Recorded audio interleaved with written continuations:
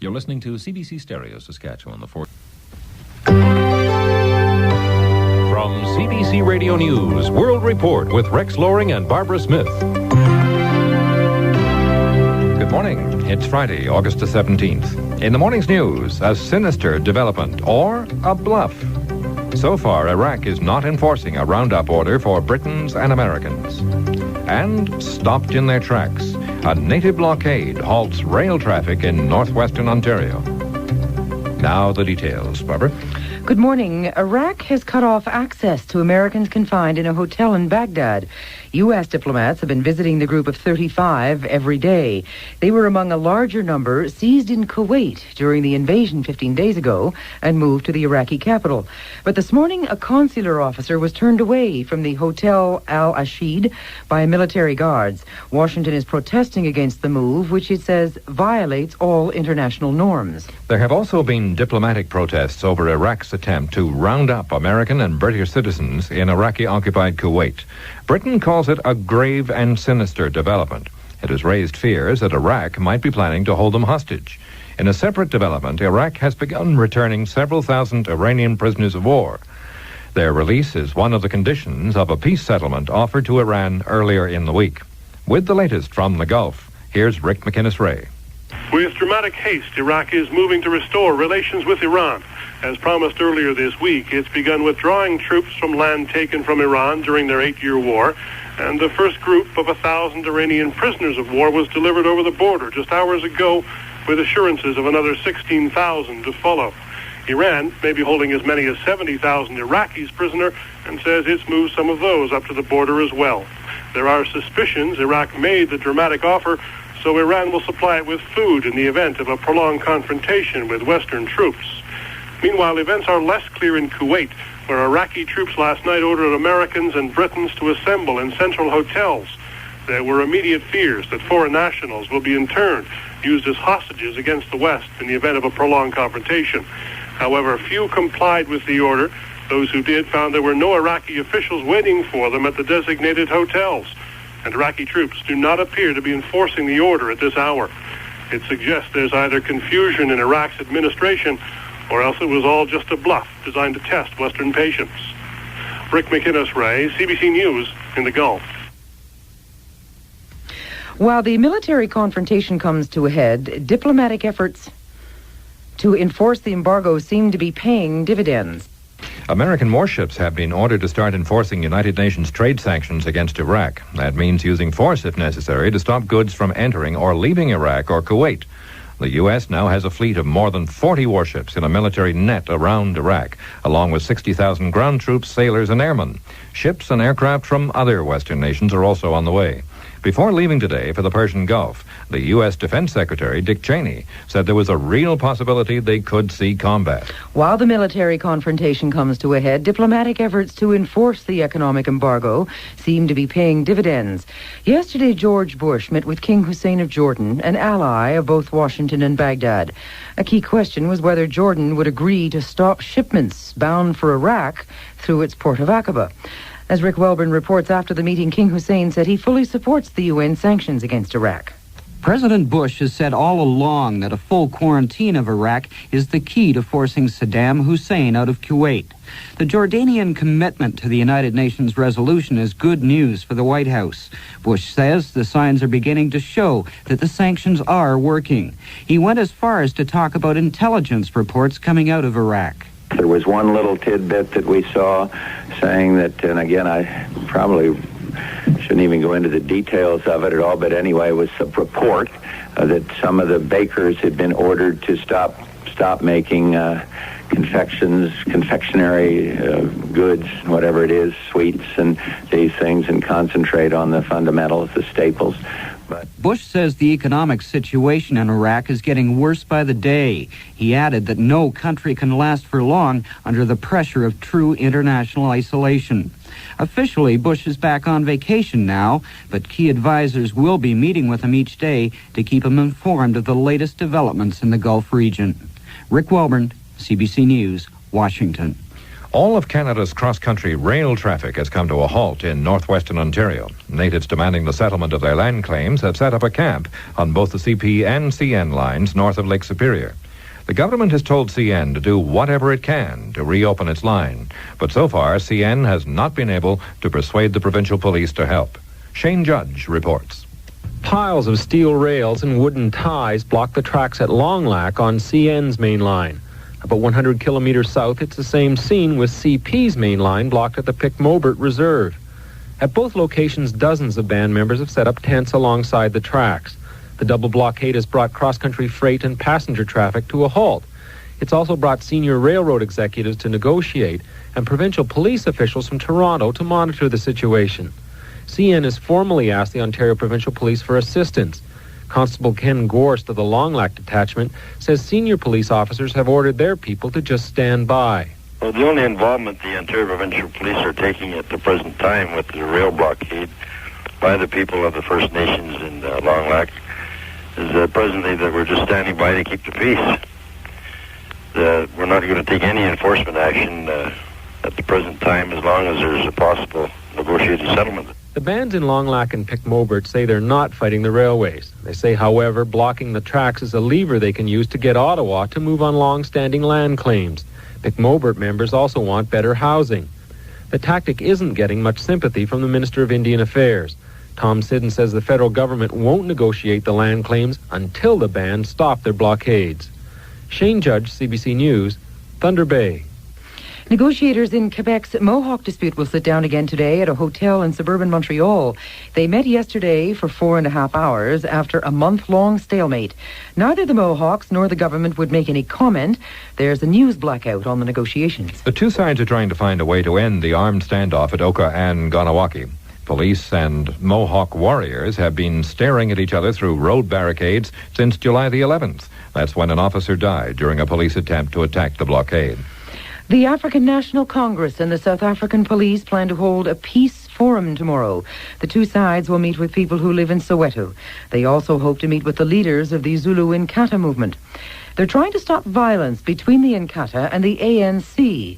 More than 170 people have been killed this week. Violence spread to Soweto yesterday after a week of fighting in 3 smaller townships. This morning, police used tear gas to try to defuse further battles. Now there are allegations from the ANC that police are biased and are supporting Inkatha members. Patty Clay reports.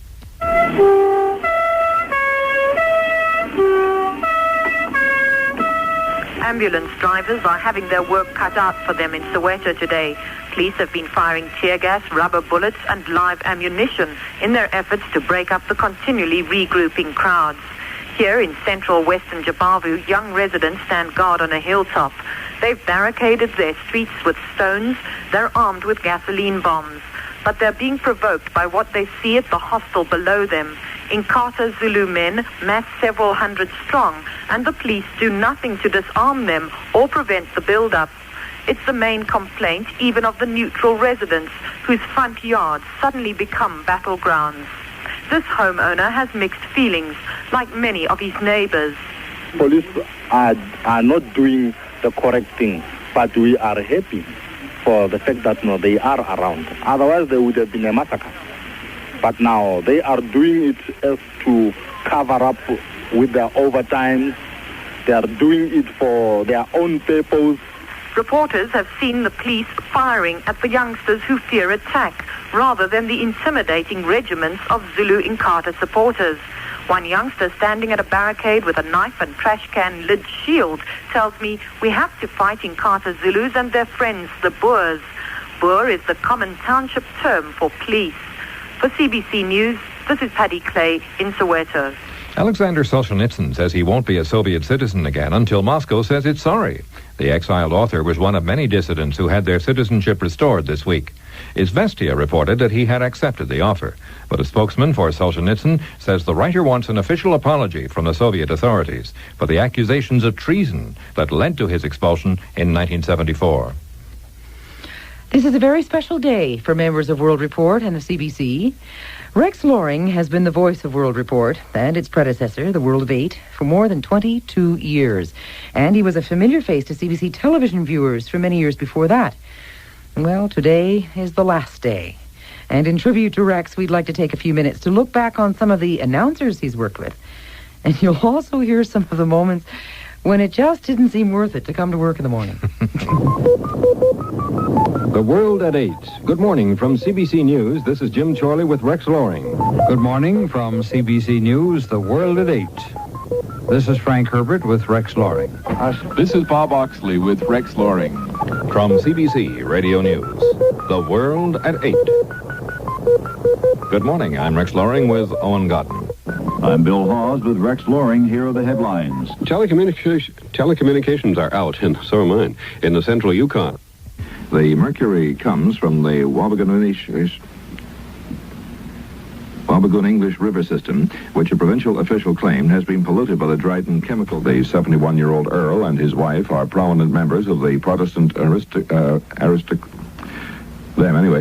Republic. And Mr. Forrestal also says that the fact that Canada is not building icebreakers can withstand the Arctic ice all year round, and his talk for a living, means vulnerability from... Now to end the news this morning, here's the main item in review. Police in London... Excuse me, John, could you finish this? Yeah. Police in London have issued a bomb alert, and that's the world to this minute. This is John O'Leary and for Rex Loring. Thank you. And for CBC Radio News.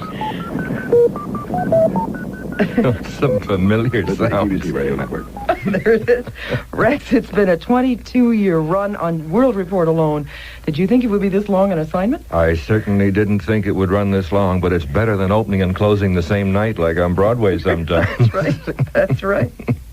How do you feel right now? Oh, glad it's almost there.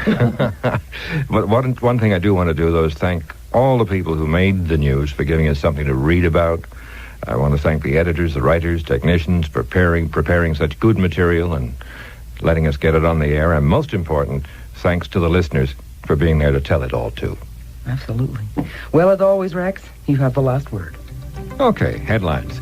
Iraq is not enforcing orders to Britons and Americans to assemble at a hotel in Kuwait, but it turns back a U.S. diplomat who tries to visit Americans staying in a hotel in Baghdad. The UN Security Council will discuss it today. All cross-country rail traffic has been stopped in northwestern Ontario. The CN and CP lines north of Lake Superior are disrupted by 2 native blockades. And that's World Report.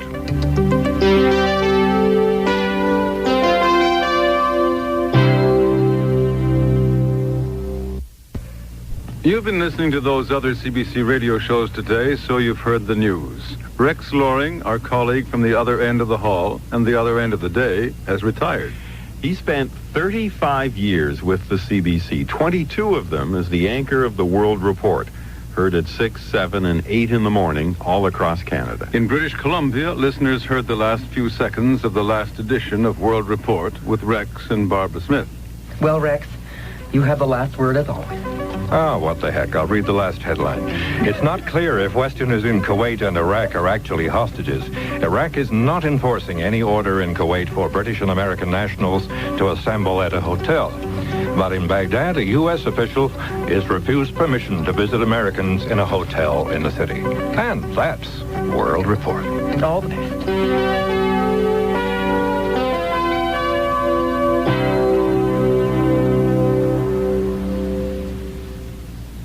Now, just because Rex won't be reading the morning news doesn't mean you can't hear him. He's a regular fixture on As It Happens, you know. At the end of every show, we play a little thingamajig called a net cue. It's a signal to all the computers across the CBC network and the people who operate them, telling them that we're finished and it's time to switch to another program. Our net cue is recorded by who else? Rex Loring. Some of our listeners on the American public radio system never hear that net cue, so just for you, a special performance. Attention. Attention, computers. This is a test. This is a test. Do not switch to promo for ideas. You got that? Good. Now, here's our net cue. This is CBC Radio. Beautiful. There's a tradition around here, when an announcer retires, they gather up the net cues and take them out of circulation. Not this one. We ask the highest authority, Rex himself, and he gave his kind permission for us to keep using his net Q, and we will, at the end of every show, for as long as that little recorded thingy holds out. One more thingy. All day long, we've been hearing special tributes from other parts of the CBC, from other parts of the broadcasting business, and from beyond. We just received one that says simply, they might call me the king, but they still call you the Rex. Signed, Elvis. That's the truth.